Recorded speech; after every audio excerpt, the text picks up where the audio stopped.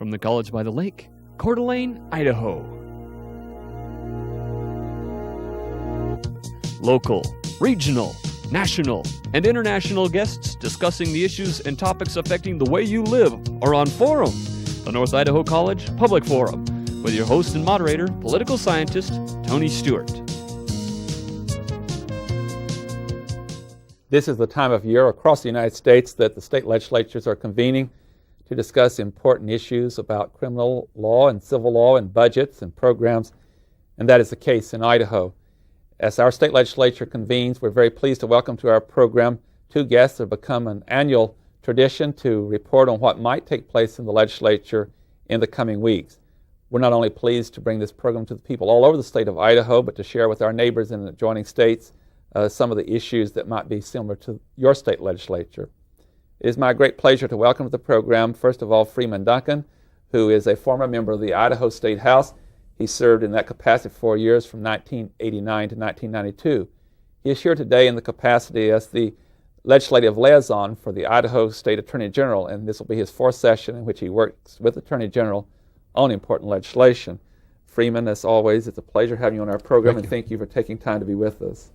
Pleased to be here. And I'm equally very pleased to have Senator Gordon Crow, who is a member of the State Senate from the 3rd District in our state.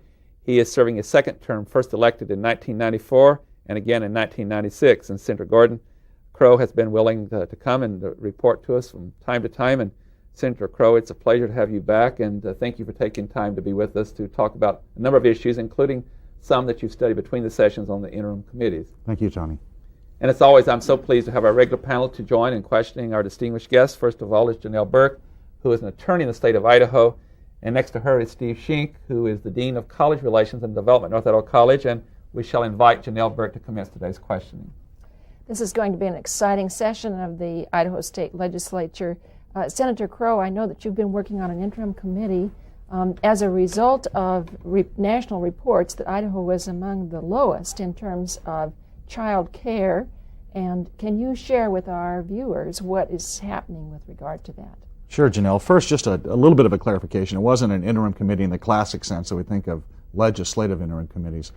Basically, as everybody in North Idaho knows and throughout the state of Idaho knows, that earlier last year, Working Woman magazine came out with the 3rd or 4th annual report that showed Idaho at the bottom of the rung as far as child care delivery services and the quality of those in the U.S. based on certain criteria that they used across all the states.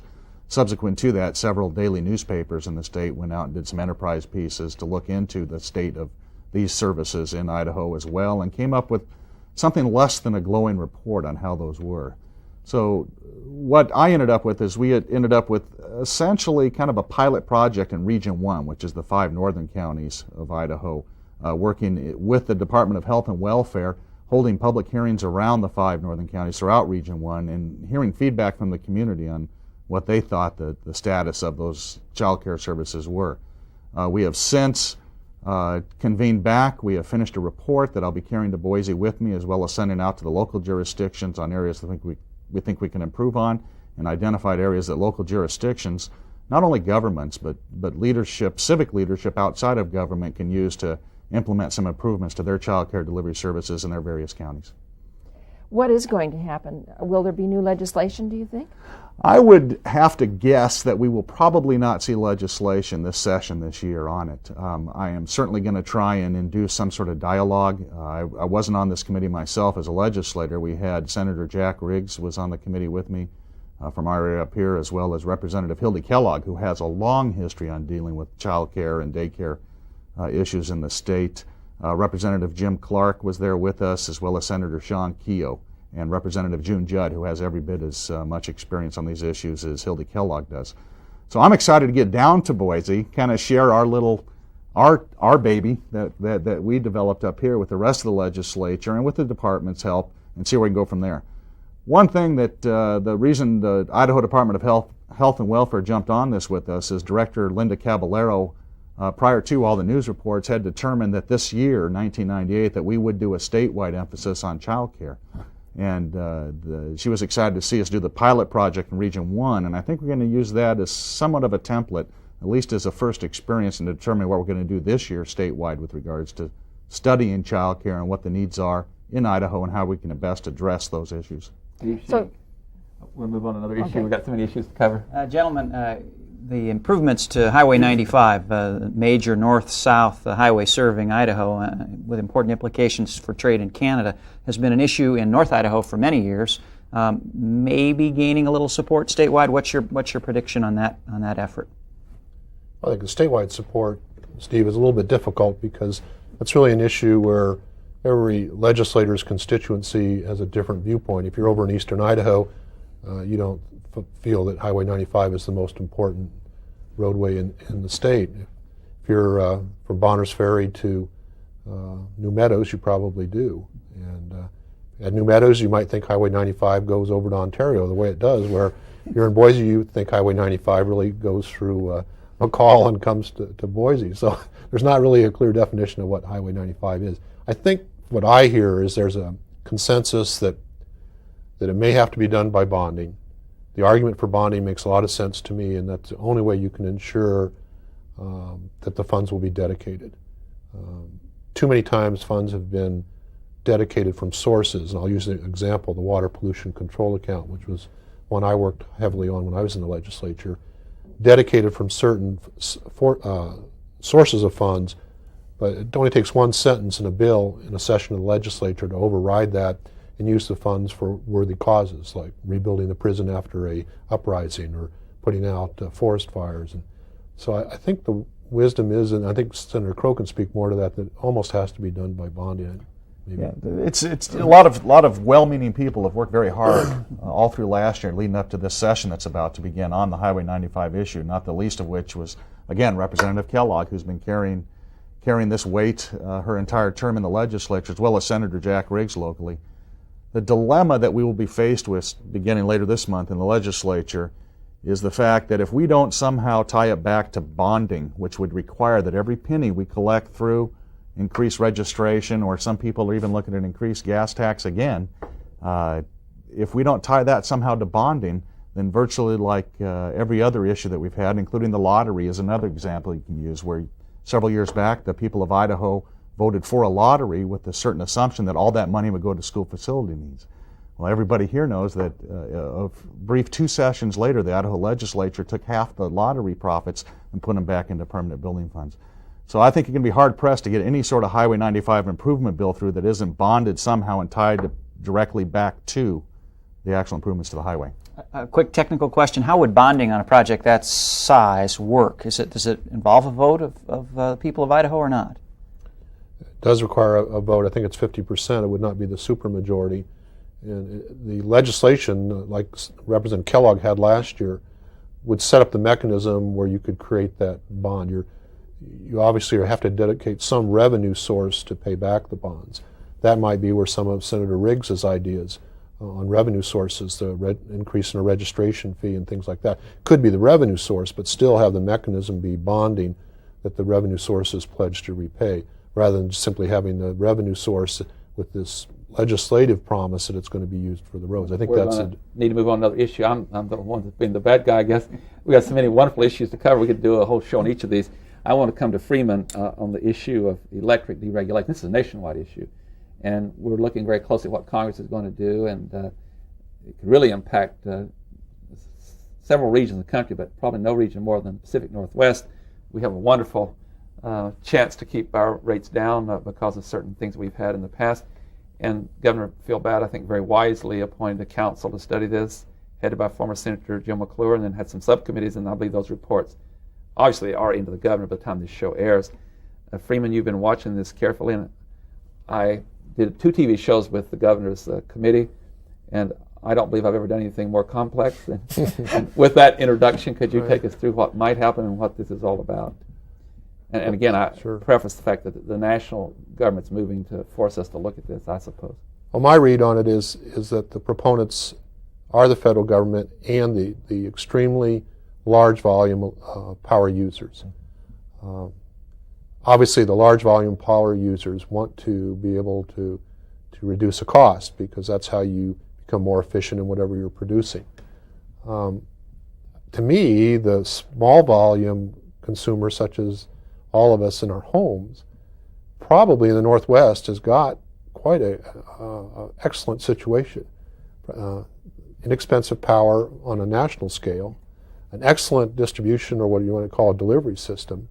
And the dynamics of this thing is, I think that kind of consumer sees that a regulated monopoly is not such a bad deal. And maybe you don't want to do away with the regulated monopoly and end up at dinner time getting calls about long-distance phone call services and, by the way, power services. And when you go to that power service, think about how as confusing as the long-distance phone call service delivery is right now. If you tried to do that in the power market, my goodness, first of all, you wouldn't want to break up the distribution system because it's not as easy as the equivalent in the phone business. So the wisdom seems to be keep the regulated monopoly for the distribution system and create a choice for the large power user in the pricing. And basically half of the cost of a kilowatt is distribution and half is production of the power.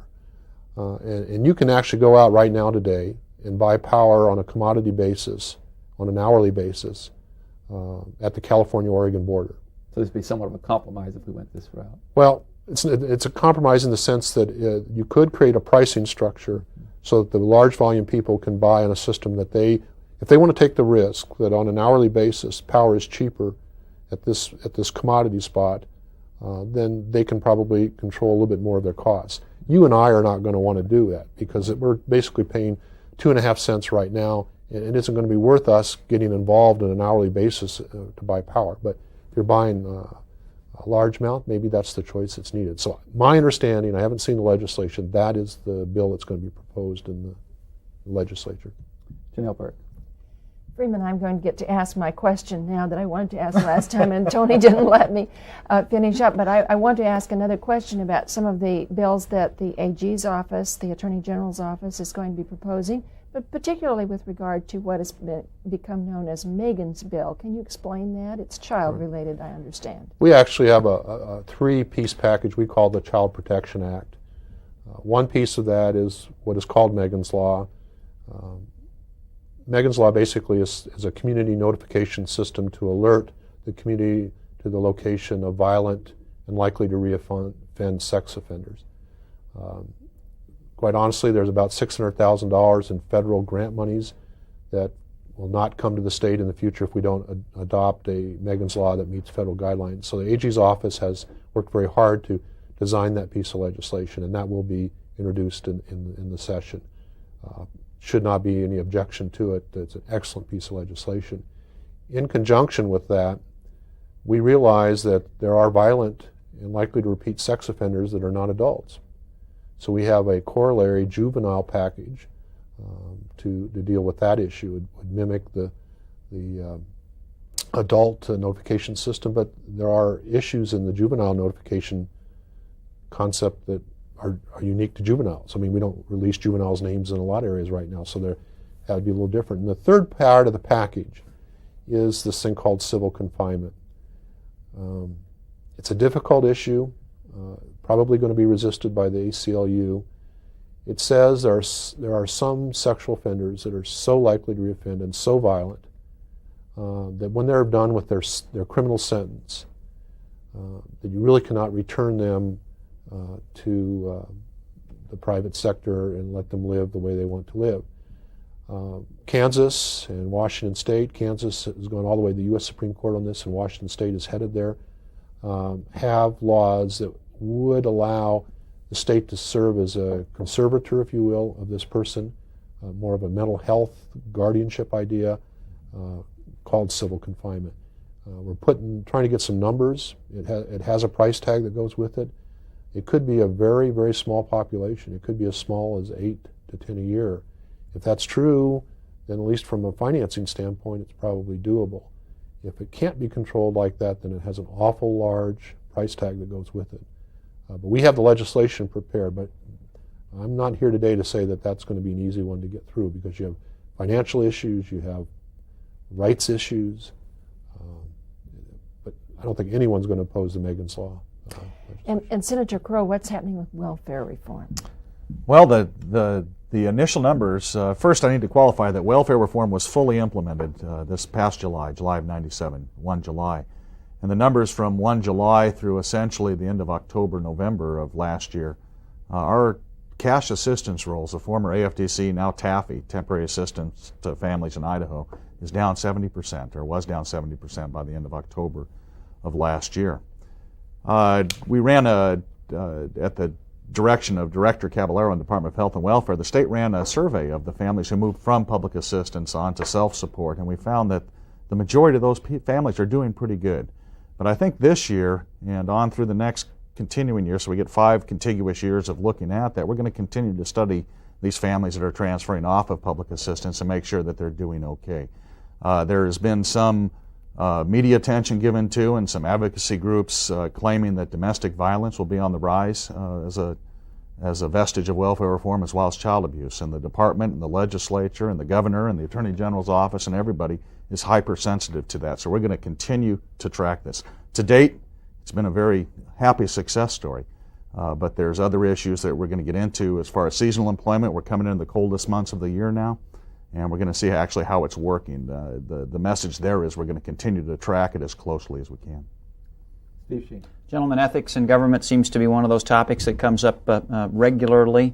I know that Governor Batt had recently established a panel to look into that topic. What update can you give us about that issue? Well, the panel met for the first time the last part of, or the early part of November, met a second time December 9th. So probably by the time this is aired, they're going to have a report out. They're really struggling. The legislature created the panel idea.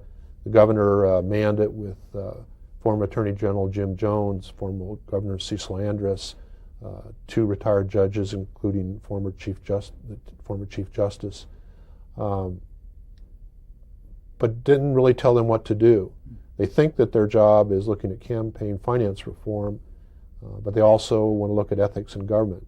The AG's office has briefed them on the things that we see, since we're the kind of the regulator of ethics in government. Asked them to maybe think about a bill that would fix a few loopholes in the law. It'll be an interesting report. Of course, we don't have it now as we're taping this, but it probably will be out by the time that this is aired. And, they're really struggling as what they're supposed to be doing. It's interesting that ethics in government is one of these topics, I believe, that's like many other topics that come to Idaho from a national scene, to where you see a lot of issues in perhaps within the Beltway in Washington, D.C. and the federal government level and very large state governments that really don't equate too well with Idaho. The fact of the matter is Idaho is still strongly a citizen legislature, to where we do leave mid to late March and come back and live under the laws that we pass, and that we for the most part, are productive members of society and the private sector as well as in the government sector and all that. And I think the whole issue of ethics in government and campaign finance reform and all that was probably unfairly spun from a federal level back down. But it doesn't hurt to look at it, and if we can put some people's minds at ease by studying this and issuing a report, then we should do it. Senator Crow, I'll start with you. I've never done this program without asking this question. Something you consume your time with in Boise as well as other state capitals. Let's talk for a minute about the budget and what does it look like this year as far as generating revenue. I saw a report the other day that 49 of the 50 states are in good shape with revenue compared with what they were 1 or 2 years ago. There was only one state that wasn't, and that was not Idaho. It was another state. In fact, some states are experiencing enough revenue where they're either having tax cuts or expanding work in construction of bridges and roads. What does it look like for the budget this year? And again, I would tell our viewers that we're taping this show prior to the reports that are coming from on the budget and so forth from the governor's office. Well, being a great believer in serendipity, I'm almost tempted to say that we're looking at a terrible year, because we've said that for the last 3 years and we've actually come out pretty much ahead. And even with the ice storm last year and the flooding last year and the year before, my understanding is the budget's looking pretty good. The economic forecast is rosier than what a conservative legislature thought it would be. We actually at this point in time, and presumably by the end of the year, by January when we review this, have a surplus that we're looking at. But hopefully we have enough of a budget, enough budget strength where we can finally do a couple of things we've been wanting to do, but have either been unable or unwilling to do. And the primary to that is a employee pay raise for state employees that we have withheld for the last 2 years. Is my perspective. We'll be able to get that through this year. The economy is stronger around the country, and that's one thing, is generating more revenue. Yeah, and our economy in Idaho isn't as strong the last couple of years as it has been the half decade before that, but it's certainly considering on more of an upswing than anybody anticipated it would. The governor announced not too long ago that he was real happy that this would be the first year of his term that he hasn't had to announce a holdback. Mm-hmm. And that's pretty positive all by itself. An interesting thing happened in my family the other day. I helped my mom with her tax issues, and she lives in Oregon, and they sent her $1,000 the other day. And they actually have a law in Oregon where if they have more revenue than they used in their budgeting, they divide it up pro rata according to how you paid it in and then send you a check. Well, I can see now that I sent the president get a lot of letters, right? That's right. I do have one other question for Freeman before I go back to the panel. And I have the privilege of serving on the Education Commission of the states appointed by Governor Phil Batt. There's 371 commissioners around the country. We study all kinds of education issues, or our staff does. And one of the big issues is charter schools. And the state of Michigan, for example, has really got a rather large number of those schools. Would you explain to our viewers what it is? It's something being looked at, I believe, in this session of the Idaho legislature, too. And I believe that there is one or two bills that are coming forth for consideration. Sure, and I'll let Senator Crow comment, because he may have more insight than I do. Charter schools is like a charter concept for anything, whether it's cities or counties, and it allows you to override the statutory rules that exist by adopting a charter that substitutes the rules of that charter. Just as you know, 2-3 years we amended the Constitution in Idaho to allow a charter form of counties, whether a county will ever do that.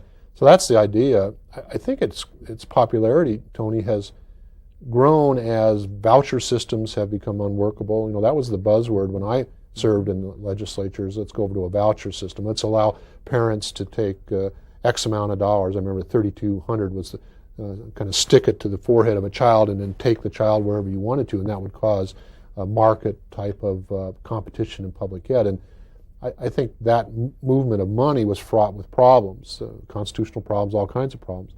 So then they said, well, let's find a way that we can just alter the way a school runs and then see if parents will support that alternative way. And to my understanding, that's what the charter school is. So there's less fear, in my perception, there's less fear by the educators, the public school educators, with the charter school system, because it isn't turning the whole thing upside down from a funding standpoint, but it is turning that school upside down, and maybe Senator Crow's got some.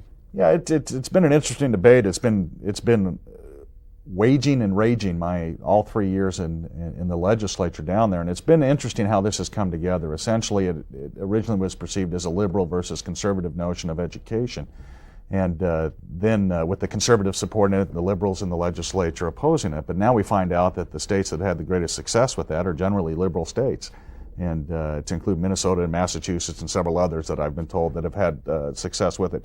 It basically comes down, as Freeman says, the competitiveness in school and offering within more of a microcosm the entire Idaho education system in school district by school district or school by school. They can choose to implement these. My understanding of the bill that's coming out of the interim committee is it will allow for a specific number of schools to actually experiment with this on a 3 or 5 year basis or something like that. And then we'll revisit it and see how it works. A pilot project. Yeah, a pilot project type thing and then we'll see how it'll grow out from there. So the proof's always in the pudding. It'll be interesting to see what we get there. Thank you. Janelle Burke. Well, our time is beginning to wane, but I have some just short questions. The first one being, during the legislative session, can people contact you? You Senator bet they Crow. can. There's an 800 number, which I am totally unfamiliar with, but it's listed generally in both local newspapers in North Idaho and other newspapers around the state, as well as in some phone books. Toll-free number there, as well as they can always get a hold of me at sencrow@aol.com, SENCROW at AOL.com. And the Attorney General's Absolutely. office? 334-2400.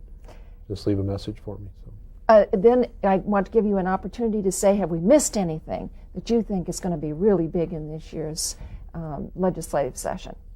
And if not, what's going to happen to higher ed? Well, higher ed certainly has taken a hit over the last several years. I believe the numbers is their budgets with regard to how what level the state participates at is down double-digit percentage points over the last decade even. I heard Dr. Hoover at University of Idaho say earlier last year that don't expect those budgets to go up, back up to where they were. So we're going to find new ways to look at that. The dynamics of Idaho are changing. We're becoming a more dynamic society. The university system and the post-secondary system has to react to that, and it's going to be painful and sometimes ugly, but I think you'll see us reacting and changing to that. We have to do it. What about criminal justice? Looking at death cases pose a real problem for the counties. Whether you're a big county or a small county, the same problem. If you're a small county, it's just more severe in that you didn't ask for somebody to come in and commit a first-degree murder in your county, but now you're not only prosecuting them, but defending them. You want to defend them correctly, because the cost of not defending them correctly at the appellate level is, as you know from your legal practice, is excessive and time-consuming. What is Gibson's on his 18th or 19th year of appealing?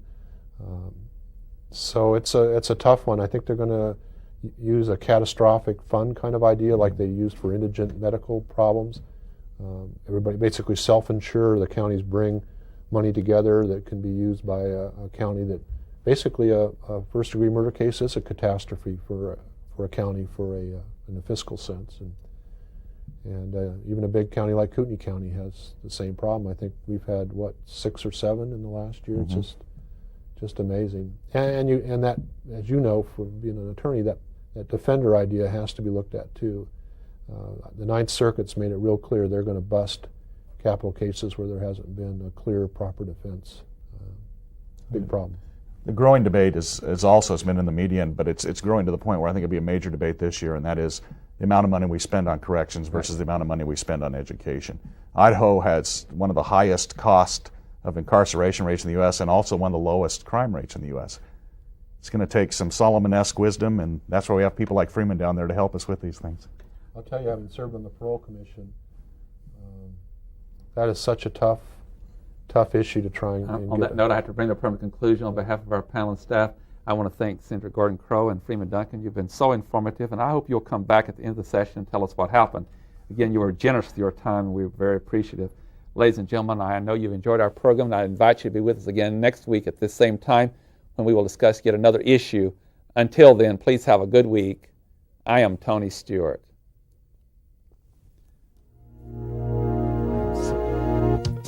The North Idaho College Public Forum was videotaped live from the studios of Instructional Technology on the campus of North Idaho College for viewing at this more appropriate time.